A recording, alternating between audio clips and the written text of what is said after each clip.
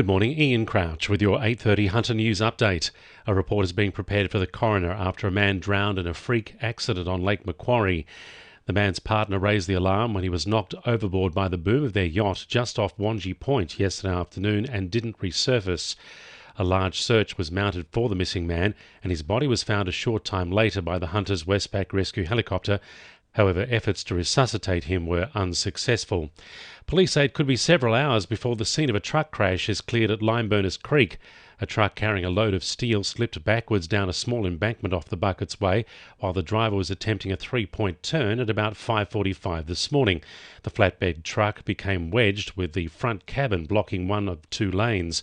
A contraflow is in operation as work continues to unload the truck and drag it back onto the road. A Sydney court will today begin hearing an appeal by convicted Singleton child killer Kathleen Folbig.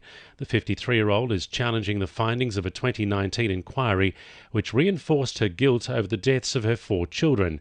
Kathleen Folbig claims she was denied procedural fairness, and the head of the review, District Court Judge Reginald Blanche, didn't give sufficient reasons for the findings relating to the cause of death of each child.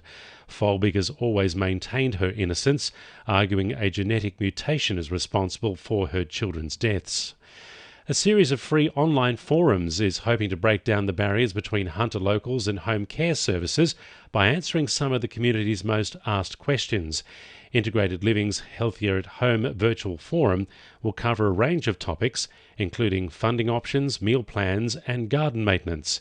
Head of Service Delivery Nicole Hudson says making home-based care more accessible to the community is important for people of all ages. At-home care services has been evolving over the last decade or so, and the focus will be to support as many people to remain connected and at home, and that is what we are trying to do because we want to make sure that we are supporting regional and remote communities throughout Australia and delivering better health outcomes. A Maitland councillor says Thornton residents will endure years of worsening traffic gridlock unless planning starts now on a bypass of the suburb.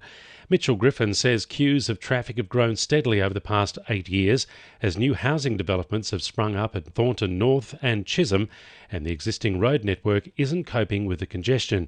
He says the situation's only going to get worse with more dwellings on the way, and simply upgrading intersections won't solve the problem. A new app is providing Newcastle residents the opportunity to order prescription medication and have it delivered on the same day. Customers can use the app Chemist to You to fill prescriptions and order products ranging from pain relief to nappies for delivery within hours for a small fee. Chemist to You founder Dr. Matthew Cullen says they're working closely with local community pharmacies in Newcastle to facilitate the dispensing and delivery of medicines. Consumers have 2 choices. They can either download the app and order through that, or alternatively they simply go to the chemisttoyou.com.au website and all the functionality that's in the app is in the website itself. Cost of delivery is on average $4.95 and is same day.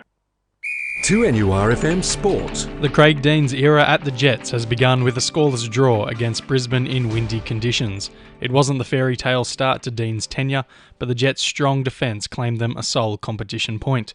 Deans was promoted to full-time coach last week, but says his role remains the same. Nothing changes for me, nothing changes with the players. It's just nice now to have some security to be able to talk to the players about where we want to go this year and where we want to go next year and hopefully beyond. But look, nothing changes for me personally. Newcastle City's title drought has ended after they took out the T20 Summer Bash yesterday.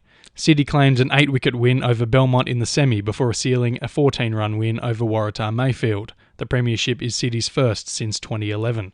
And both Hunter Hurricanes water polo sides have gone down to Balmain at the weekend. The men's side suffered a 12-3 loss, while the women's had a similar 11-3 scoreline. Hunter will host New South Wales rep sides this Saturday in Newcastle Harbour. That's sport. I'm Harrison Clinch. And the winning numbers in Weekend Lotto are 43, 22, 1, 4, 3 and 42, and the supplementaries are 24 and 25. And now you're up to date with the latest 2NURFM Hunter News.